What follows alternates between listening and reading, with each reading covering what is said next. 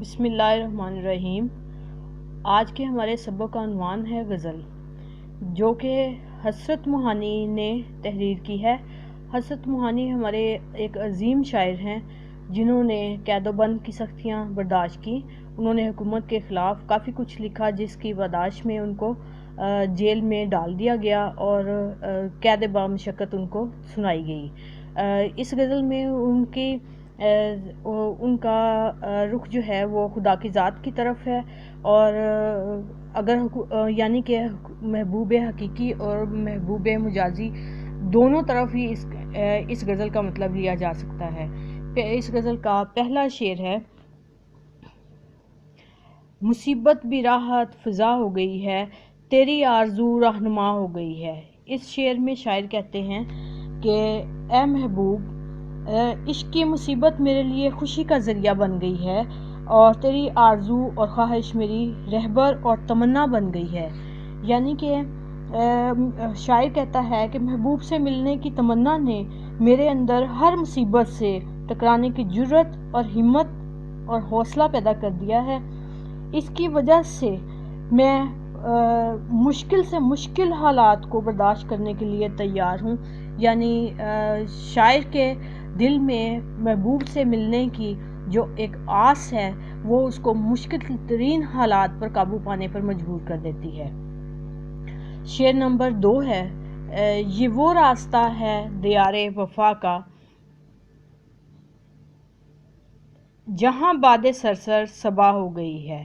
دیار وفا کا مطلب ہے محبوب کی گلی یا وفا کا راستہ، اور باد سرسر سے مراد ہے جسم میں چبھنے والی ٹھنڈی ناگوار ہوا۔ اس کا مطلب یہ ہے کہ شاعر کہتا ہے، اس شعر میں شاعر نے کہا ہے کہ یہ وفا کے ملک کا وہ راستہ ہے جہاں زہریلی ہوا بھی راحت فضا ہوا کی صورت اختیار کر گئی ہے۔ عشق اور وفا کی بستی ایسی بستی ہے جہاں چیزوں اور کی کیفیت میں تبدیلی واقع ہو جاتی ہے۔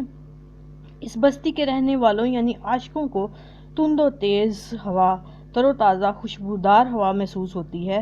گویا اس بستی میں خزاں کا موسم بھی فصل بہار ہے اور غم خوشی کا باعث ہے، کیونکہ شاعر کو اپنے محبوب کی ذات سے مطلب ہے، اور اپنے محبوب کی ذات کی تمنا جو ہے وہ اس کو مشکل ترین حالات پر قابو پانے پر مجبور کرتی ہے۔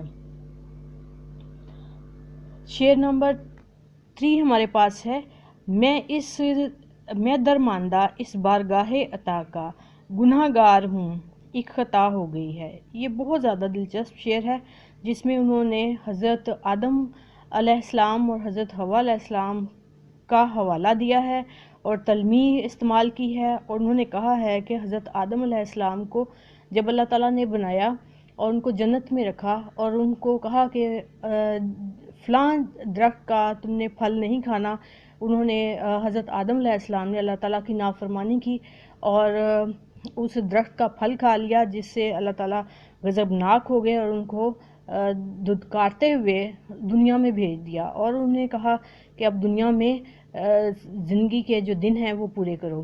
لیکن حضرت آدم علیہ السلام کو اپنی غلطی کا احساس ہوا اور انہوں نے گڑ گڑا کر اللہ تعالیٰ سے اپنے گناہوں کی معافی مانگی۔ اللہ تعالیٰ نے ان کو معاف کر دیا۔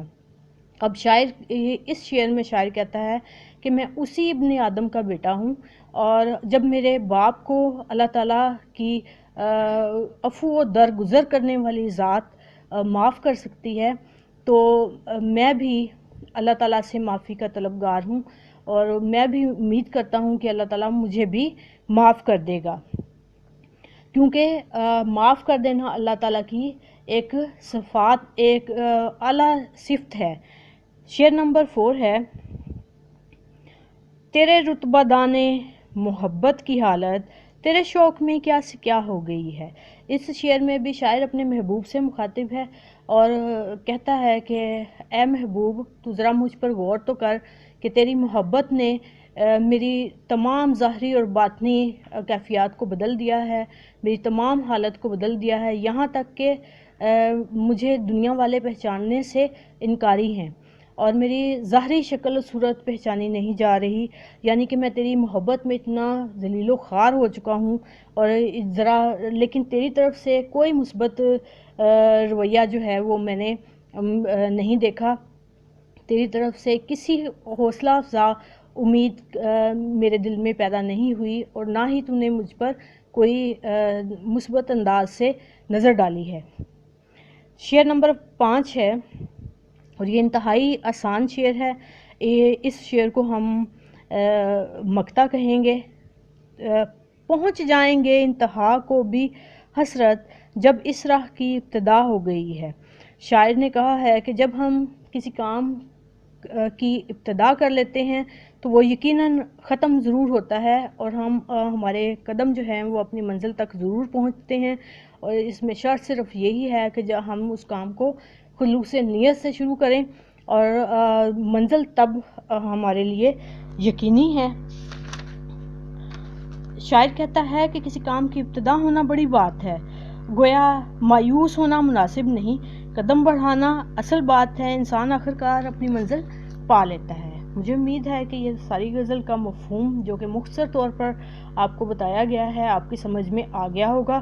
شکریہ۔